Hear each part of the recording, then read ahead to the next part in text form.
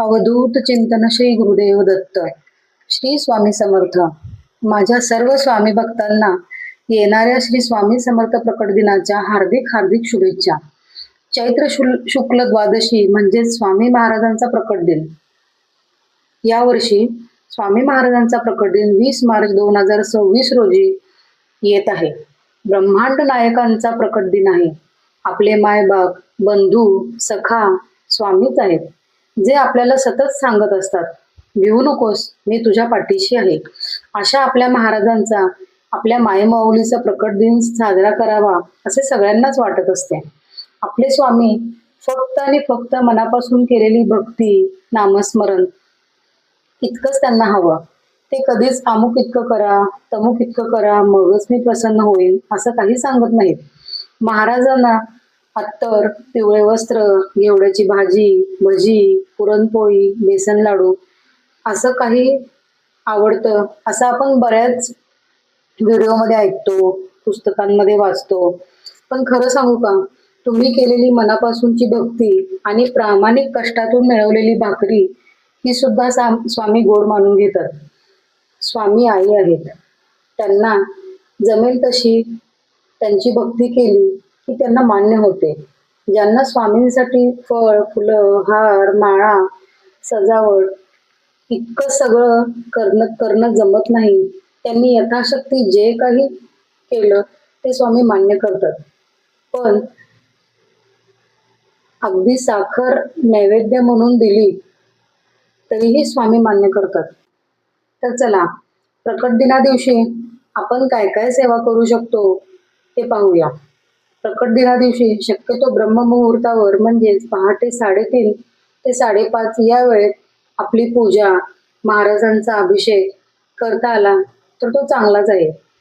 तुम्ही हळदीचा, पंचामृताचा, सुक्या मेव्याचा, अगदी पाण्याचा सुद्धा अभिषेक करू शकता. आपल्या ब्रह्मांड नायकांनी आपल्याला खूप काही दिलंय. रोजचा श्वास सुद्धा त्यांच्यामुळे आपण घेतो. त्यांच्यासाठी जितकं करू तितकं कमीच आहे. तर या दिवशी तुम्ही श्री गुरुचरित्र पारायण, श्री स्वामी चरित्र सारामृत, श्री श्रीपाद वल्लभ चरित्रामृत, तसेच नामजप, 11 माळी जप, 3 माळी जप, अगदी 1 माळी जप सुद्धा केला तरी चालेल. तारक मंत्राचा जप केला तरी चालेल. अगदी 1 वेळा तारक मंत्र म्हटला तरीही चालेल. तुम्ही जी काही सेवा कराल ते आपले स्वामी मान्य करून घेतील. जेव्हा तुम्ही सेवा करत असाल तेव्हा मात्र तुम्ही मांसाहार पूर्ण वर्ज्य करा, ब्रह्मचर्याचे पालन करा, गादीवर झोपू नका, शक्यतो तामसी अन्न ग्रहण करू नका, परान्न ग्रहण करू नका. असे काही छोटे नियम पाळून तुम्ही पारायण, स्वामींची सेवा करू शकता. अगदी साध्या सुध्या पद्धतीनं साधी भोळी सेवा स्वामींना मान्य आहे. स्वामी आपले माय माऊली आहेत. त्यामुळं मनापासून तुम्ही जी काही सेवा कराल ती त्यांच्यापर्यंत पोहोचतेच. आपल्या स्वामींच्या प्रकट दिना दिवशी आपण जितके करू तितके कमीच आहे. त्यामुळं आपण आपल्याला जी होईल ती सेवा करण्याचा प्रयत्न करू. आपले ब्रह्मांड नायक त्यांनी सृष्टी निर्माण केली.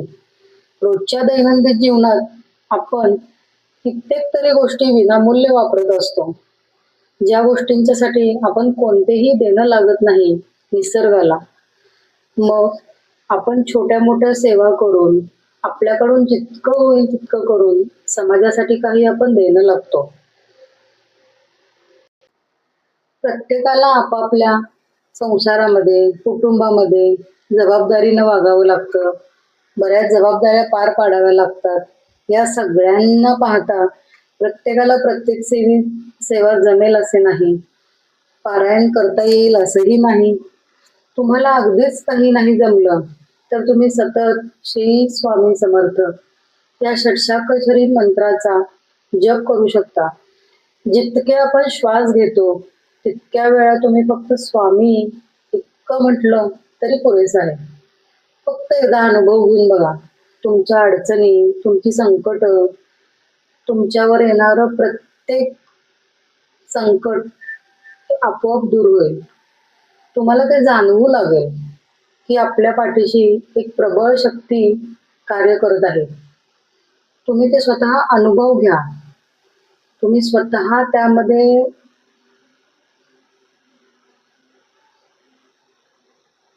अनुभव घेतल्याशिवाय तुम्हाला ते कळणार नाही. पहा, स्वामींची सेवा करताना आपल्याला कुठलाही पैसा खर्च करायचा नाहीये. आपल्याला कुठंही जायचं नाहीये.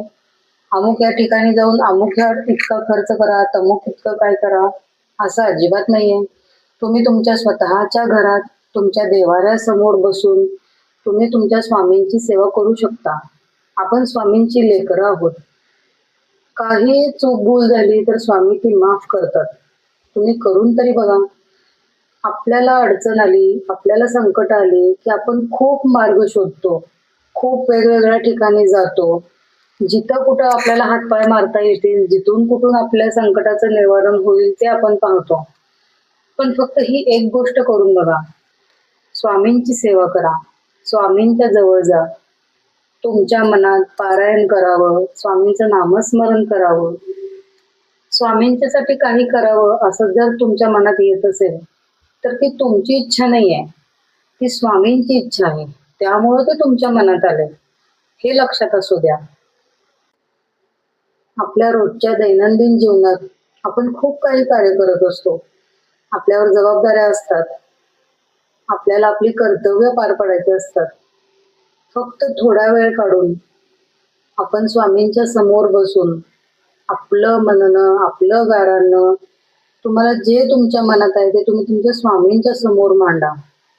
स्वामींच्या समोर मांडलेली कोणतीही गोष्ट ही वाया जात नाही. तुम्ही इतर लोकांसमोर बोलायला गेलात तर त्याची चेष्टा होऊ शकते. तुम्ही जर स्वामींच्या समोर तुमचं गाराणं मांडलं तर त्यातून तुम्हाला योग्य मार्गच मिळेल.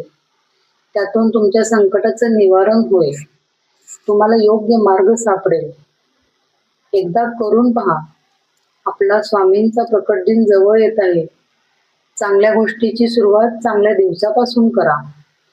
एकदा तुम्ही त्यांची सेवा करून पाहिली, एकदा तुम्ही फक्त त्यांचा अनुभव घेऊन पहा. तुम्ही कोणताही पैसा खर्च करू नका, तुमचा फार वेळ देऊ नका, तुम्ही काही करू नका. तुमचं स्वतःचं तुमची जी दैनंदिन जीवनातली कामं आहेत, तुम्ही ऑफिसमध्ये काम करत असाल, अगदी तुम्ही घरात स्वयंपाक करत असाल, तुम्ही तुमचं कार्य करत करत तुम्ही फक्त स्वामींचं नाव घेतलं तरी सुद्धा ती सेवा पुरेशी आहे स्वामींना. तुम्ही करून पहा. फक्त स्वामी नाम मुखात ठेवून पहा. वाईट सांगणारे लोक खूप असतात, पण चांगलं सांगणारे लोक आपल्या आयुष्यात येणं हे सुद्धा स्वामींच्या हातात आहे. हा व्हिडिओ जर तुमच्यापर्यंत पोहोचत असेल तर ही सुद्धा स्वामींचीच एक इच्छा आहे की हाच व्हिडिओ तुमच्या समोर येणं, तुम्ही हे ऐकणं, काहीतरी सेवा करा, हे करा, हे नाही जमलं तर ते करा, ते नाही जमलं तर ते करा. अगदी दिवसातला 1-2 क्षण तरी आपल्याला मिळतो. स्वतःसाठी आपण 5-10 मिनिटं काढू शकत नाही. फक्त एकदा नामजप करून पहा. तारक मंत्र म्हणून पहा. तुमच्या मोठ्यातल्या मोठ्या अडचणी ह्या चमत्कारिकरित्या दूर होत आहेत असं तुम्हाला जाणवू लागेल. तुम्ही स्वतः अनुभव घ्या. तुम्ही स्वतः जप करून पहा, पारायण करून पहा. श्री गुरुचरित्र पारायण, श्री स्वामी चरित्र सारामृत हे ग्रंथ, या ग्रंथांची ताकद इतकी आहे. हे ग्रंथ फक्त तुमच्या देव्हाऱ्यात जरी असतील तरीही तुमच्या घरावरची संकट आपोआप दूर व्हायला लागते. फक्त एकदा करून पहा. मी तुमचा फार वेळ नाही घेणार, फक्त एकदा सांगते. एकदा फक्त स्वामी नामात रममाण होऊन पहा. अनुभव तुम्ही स्वतः घ्या आणि मग मला सांगा तुम्हाला काय अनुभव आला, तुम्हाला त्यातून काय मिळालं. तुम्हाला त्यातनं तोटा तर अजिबात होणार नाही, झाला तर फायदाच होणार आहे. तुम्हाला सुख मिळेल, शांती मिळेल, समाधान मिळेल, तुमचं डोकं शांत होईल. आपल्या रोजच्या दैनंदिन जीवनात आपण कितीतरी त्रस्त असतो. आपल्या मुखातनं वाईट वाकडे शब्द बाहेर पडतात. चुकून माकून आपण एखाद्याला बरं वाईट बोलून जातो. खूप गोष्टी असतात आपल्या आयुष्यात. फक्त एकदा स्वामींची माफी मागून बघा. जे काही आपल्या बरोबर दिवसभरात घडलं, आपण जे काही चुकीचं बोललो, आपल्या हातून काही चूक घडली, फक्त एकदा स्वामींना सांगून पहा, स्वामी चूक भूल माफ करा. तुमच्या लेकराला पदरात घ्या.